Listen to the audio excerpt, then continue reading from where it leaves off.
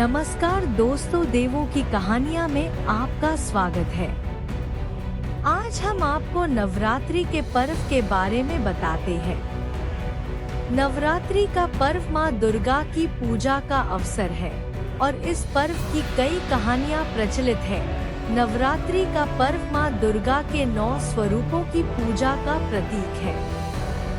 इसके पीछे एक गहन कथा है जो हमें यह सिखाती है कि अच्छाई हमेशा बुराई पर विजय प्राप्त करती है। नवरात्रि का पर्व न केवल एक धार्मिक उत्सव है, बल्कि यह माँ दुर्गा के साहस और बलिदान की कहानी भी है। यह कथा हमें सिखाती है कि कठिनाइयों का सामना करते हुए हमें अपने अंदर की शक्ति को पहचानना चाहिए। आइए इस कथा को विस्तार से समझते हैं। बहुत समय पहले देवताओं और मानवों पर एक राक्षस का अत्याचार बढ़ गया। उसका नाम था महिषासुर। महिषासुर एक भेड़िया राक्षस था जिसने कठोर तपस्या करके ब्रह्मा जी से वरदान प्राप्त किया था कि उसे किसी पुरुष द्वारा नहीं मारा जा सकेगा।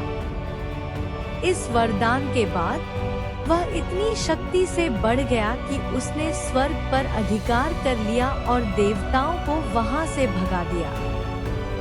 देवताओं ने जब देखा कि महिषासुर के अत्याचारों से उनकी स्थिति दयनीय हो गई है, तो वे सब मिलकर ब्रह्मा, विष्णु और शिव के पास गए। उन्होंने माँ दुर्गा की आराधना करने का निर्णय लिया। देवताओं ने एकत्र होकर देवी शक्ति की कृपा की प्रार्थना की और माँ दुर्गा ने उनकी पुकार सुनकर प्रकट होने का निर्णय लिया।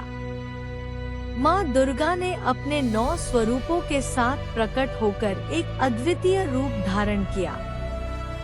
उन्होंने अपने हर अंग से विभिन्न देवताओं से शक्तियाँ प्राप्त की। उनके पास त्रिशूल, खड्ग, बाण और कई अन्य अस्त्र शस्त्र थे।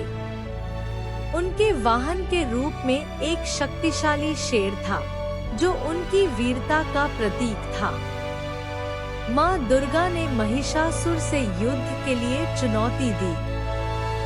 महिषासुर ने उन्हें देखकर हंसते हुए कहा, तुम मुझे हराने वाली नहीं हो। लेकिन माँ दुर्गा ने साहसपूर्वक कहा, मैं सत्य और धर्म की रक्षा के लिए यहाँ आई हूँ। युद्ध शुरू हुआ। महिषासुर ने अपने भयंकर रूपों में कई बार परिवर्तन किया, लेकिन माँ दुर्गा ने अपने धैर्य और शक्ति से हर बार उसका सामना किया। युद्ध के दौरान महिषासुर ने अनेक शक्तिशाली राक्षसों को भेजा, लेकिन माँ दुर्गा ने सभी को पराजित कर दिया।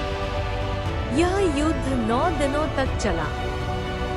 माँ दुर्गा ने इन 9 रातों में अपनी शक्ति, साहस और धैर्य का अद्भुत प्रदर्शन किया।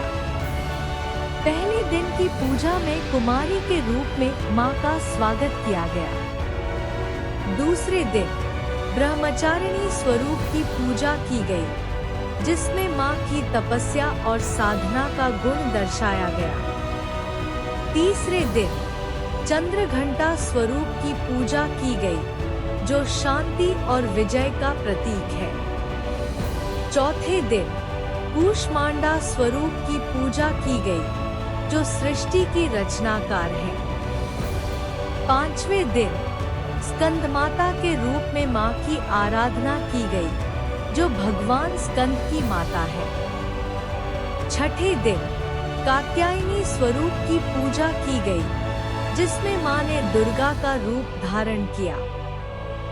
सातवें दिन कालरात्रि स्वरूप की आराधना की गई, जो अंधकार का नाश करती है। आठवें दिन महागौरी की पूजा की गई, जो सभी पापों का नाश करती है। और अंत में 9वें दिन सिद्धिदात्री स्वरूप की पूजा की गई, जो सिद्धियों का दान करती है। हर दिन भक्तजन माँ के विभिन्न स्वरूपों की पूजा करते थे।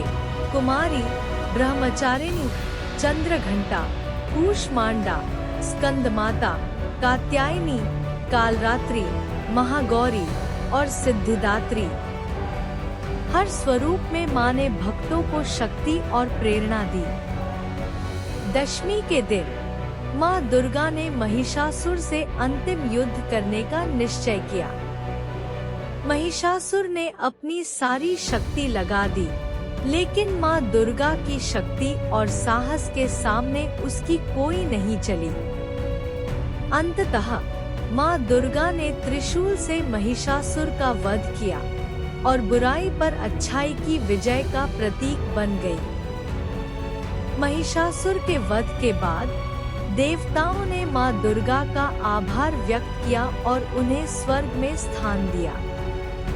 इस विजय के उपलक्ष्य में नवरात्रि का पर्व मनाया जाता है, जो 9 दिनों तक चलता है और इसके अंतिम दिन को दशहरा कहा जाता है। नवरात्रि का यह पर्व हमें यह सिखाता है कि जब हम कठिनाइयों का सामना करते हैं, तो हमें अपने भीतर की शक्ति को पहचानना चाहिए। मां दुर्गा की पूजा के दौरान भक्त उपवासी रहते हैं, मां का जगराता करते हैं। इस दौरान लोग उपवासी रहते हैं, मां दुर्गा की पूजा करते हैं और गरबा, डांडिया जैसे सांस्कृतिक कार्यक्रमों में भाग लेते हैं। यह पर्व हमें एकजुटता, भाईचारे और शक्ति की भावना से भर देता है। नवरात्रि की यह कथा हमें सिखाती है कि चाहे कितनी भी बाधाएं क्यों न आए, हमें अपने भीतर की शक्ति को पहचानना चाहिए। मां दुर्गा की कृपा हमेशा हमारे साथ है। जब हम सत्य और धर्म के मार्ग पर चलते हैं, तो कोई भी शक्ति हमें रोक नहीं सकती। यह पर्व हमें प्रेरणा देता है कि हम अपने जीवन में बुराइयों का सामना करें और सच्चाई के रास्ते पर आगे बढ़ें। मां दुर्गा की भक्ति हमें साहस और शक्ति का संचार करती है, जिससे हम हर कठिनाई को पार कर सकते हैं। आपको हमारी कहानी अच्छी लगे तो लाइक, शेयर एंड सब्सक्राइब जरूर करें। और ऐसे ही हम आपके लिए नई कहानियां लाते रहेंगे। धन्यवाद।